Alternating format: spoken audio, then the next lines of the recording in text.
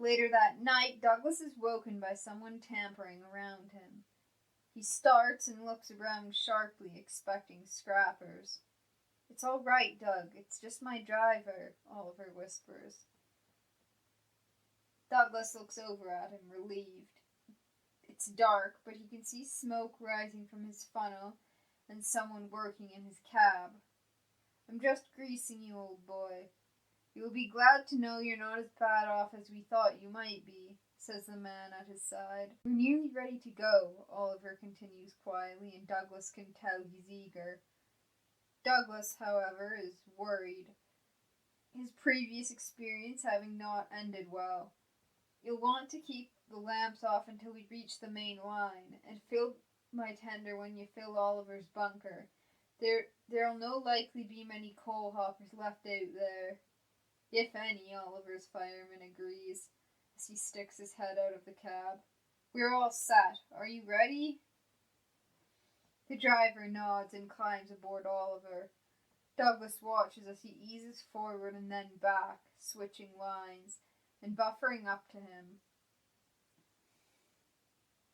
His fireman comes down and couples them up before disappearing again. Suddenly, the coupling pulls taut and Douglas's moving parts groan and squeak as they are pressed into motion once again, for the first time in 8 long years. "You okay back there?" Oliver calls quietly. "Aye," Douglas breathes. "I'm fine." They creep through the silent scrapyard, the workmen having long gone home. He can see the stars and the moon and their shadows cast across the wrecks around them. Too soon, they're coming to a stop, and Douglas fears they've decided he's too much after all. He closes his eyes as they reverse, but snaps them open again when he feels something bump against the rear buffers of his tender. Oliver's fireman appears again, but walks past him, and a moment later he feels something being coupled to his tender. "Huh?" a nasally voice calls. "Mr. Oliver, is that you?" "Yes, Toad, we're getting out of here." "Toad?" Douglas questions, but then snaps his mouth shut. "My brake van," says Oliver. "Toad, this is Douglas." "Wheesh," Douglas hisses suddenly. "We can talk once we're away from here. Now, before we get caught, let's go." Under the cover of darkness, they slip out of the scrapyard and away down the line into the night. At the first station they come to, they use the turntable to rearrange so Douglas's tender is up against Oliver's bunker, making for easier coal transferring. Also, there is still a coal hopper and water tower, and they stop to fuel up. Unfortunately, there isn't enough coal left to fill Douglas's tender fully, but they take all that's left and steal away. Soon they are thundering down the main line with the night like a cloak around them, and the wind whistling past on either side. Douglas closes his eyes, thinks he must be dreaming. He never thought he'd move again, but here he is. If not under his own steam, then at least not in the direction of the smelters. He chuckles softly, a smile creeping onto his face in the darkness. "What's funny?" Oliver calls, safe to speak now they are well away from the yard. "I just never thought I'd be moving again, let alone away from the scrappers," Douglas replies. Oliver whistles in agreement, and they fall silent again, until Toad speaks up. "Mr. Douglas, sir?" Douglas perks up, trying not to laugh at the formal address. "Aye?" "Are you that engine who always said hello to us when we passed?" Toad asks. "Aye, that was me," the Scottish engine replies. There's a pause before Toad continues. "If you don't mind me asking, Mr. Douglas, why did they never scrap you? Not that I want you to be scrapped, it's just that I saw engines who were there shorter than you. They left you for years." There's a sound from Oliver like he wants to reprimand Toad, but Douglas speaks first. It's fine, Oliver. I dinna ken why. The only thing I can think of is that they never got permission from my old railway. I was a runaway, after all. A runaway he was indeed, and a runaway he is again. Through the silent night they flee, with Oliver leading, Douglas carefully alert to every out-of-place sound and misplaced shadow in behind, and Toad keeping careful watch in the rear, until dawn begins to break. The sky is streaked pink with the rising sun, as they duck into the long shadows of an abandoned branch line for the day. Douglas sighs as his aching joints grind to a halt in the shade of low-hanging spruce boughs. Ahead of him, Oliver lets off steam, and behind, Toad snores softly. This is how the next 2 days go as well. Travelling by night is slow going, but with diesels on their tail it's far safer. It's only on the third night that things take a turn. It's fine at first. They're running smoothly and nothing is wrong. Then there comes a raw, grinding sound. At first, Douglas thinks it's him, but he can't feel anything wrong besides the ache of old wheels and rusted joints. It takes a while for him to realize it's coming from Oliver. He is immediately concerned. If Oliver breaks down now, they are all for the torch. Toad, he whispers. The reply is instant. Mr. Douglas? He continues. Do you hear that grinding sound? Yes, says Toad. Are you okay? Douglas bites his lip. It's no me. A pause. Oh no. Toad's words echo Douglas's thoughts as they fall to silence. He is unsure whether he should address the situation with Oliver or not. There's not a lot they can do anyway. Eventually, he decides to speak. Oliver, are you feeling all right, man? You didn't sound so good. Douglas doesn't even get a chance to finish before Oliver is responding far too fast. I'm fine, but his voice sounds strained, and Douglas knows he's lying. He's proved correct when, sometime later, there is a sharp snap and Oliver lets out a pained yelp. They start losing speed then, until Oliver is barely limping along, with Douglas and Toad like a dead weight behind him.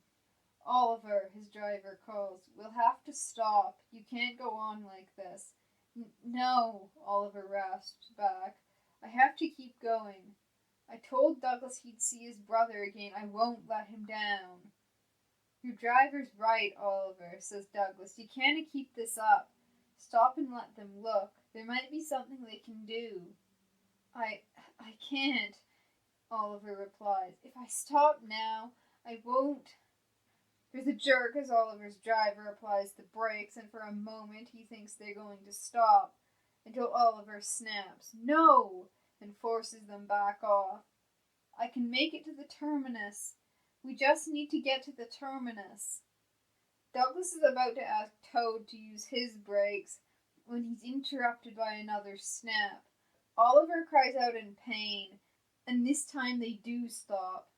The crew disembark and start checking him over. It doesn't take long to find the problem. Side rods are busted, the fireman announces regretfully. The driver rubs his brow. You've been due for maintenance for quite a while, old boy. They ran you damn near into the ground. He pats Oliver's buffer beam apologetically. Oliver sighs heavily. What are we going to do? Toad calls anxiously. The driver shakes his head. There's not a lot we can do. There's no way Oliver can go on pulling both of you like this. Douglas closes his eyes, glad he's facing away from them. Leave me, he says quietly. What? Oliver snaps. You heard me. I'm too heavy for you to pull out side rods. Leave me and maybe you'll make it. Oliver scoffs. I won't. If you're staying, so am I. Me too, Toad agrees. As the engines argue, the crew, a new idea in mind, wander over to Douglas.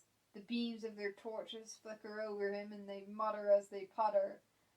He struggles to hear what they are saying while also keeping up his end of the argument with Oliver and Toad. Finally, they resurface from whatever it is they're doing, looking a little more hopeful. "Well, Douglas," says the fireman. Douglas raises an eyebrow. "Aye? Are you up for a challenge, old boy?" Douglas is unsure what they're on about, and his facial expression must show it, because they continue. "We think we might be able to get you running, if Oliver can get us to a place to fill your boiler," the driver explains, a bit excitedly. Douglas's eyes widen at the prospect of running, properly under his own steam, again. Aye, I'll give it a go." The crew nod and climb back aboard Oliver. The wounded tank engine manages to haul them slowly down the line to where a few houses are built close to the tracks. His crew disappear into the night, keeping the beams of their torches low as they creep across a yard, and return a few minutes later with a garden hose. Soon Douglas is filled to the brim with cool water, and Oliver's crew are busy in his cab. He feels a warmth spread through him as they light his fire, and he sighs.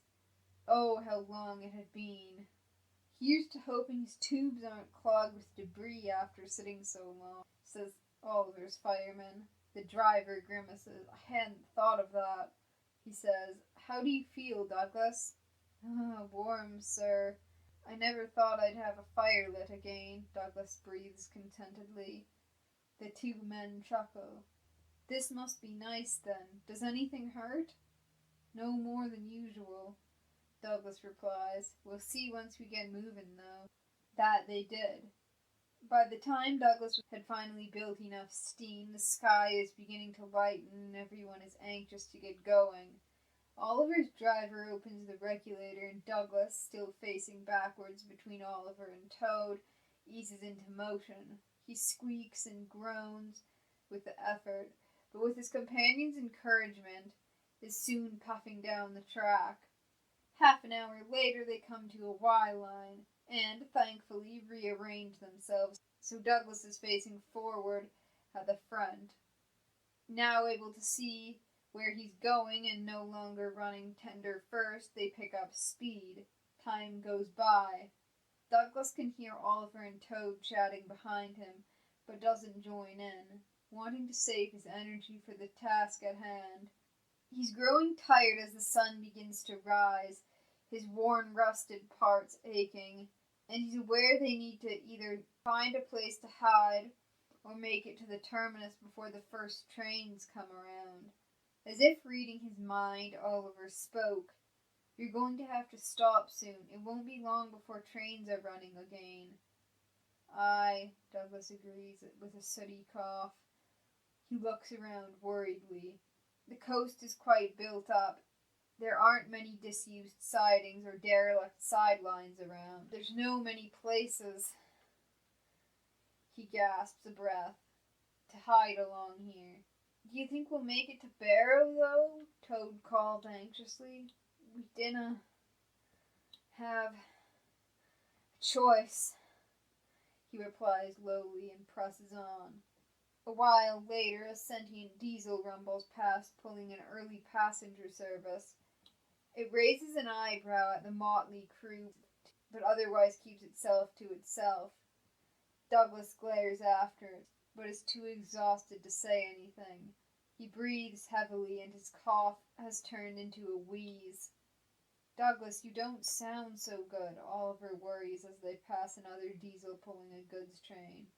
It jeers at them, but they ignore it. "I'm fine, laddie," Douglas replies, but it comes out raspy and weak. He pushes on, and by the time they reach the station in Barrow, the sun is casting an orange glow over the rails on which they run. They come to a stop in a rush of steam and smoke, and Douglas gulps in raspy, wheezing breaths. "Christ," he gasps, face flushed and sooty, "you're no a light load, you two, for a poor old scrap engine." They chuckle, but their joy is short-lived. "We're not quite there yet," says the fireman, but I'm afraid we're all out of coal. The driver looks around. Well, if this city is the terminus for the largest heritage railway in the country, there must be coal around here somewhere. They never do get a chance to act on the matter, though, as, quite suddenly, they get a sharp bump from behind. "What's all this, then?" an oily voice sounds from the rear of the train. "Two oversized kettles and a brake van, too? Escaping from scrap, are you? Keep your dirty buffers off of us," Douglas snaps, and he lurches forward. The diesel simply follows, aforementioned dirty buffers pressed intrusively against Toad's. Another engine appears in front of them and slams into Douglas, making them all roll backwards. Before they can blink, they are sandwiched between two Class 42 warships with no way out.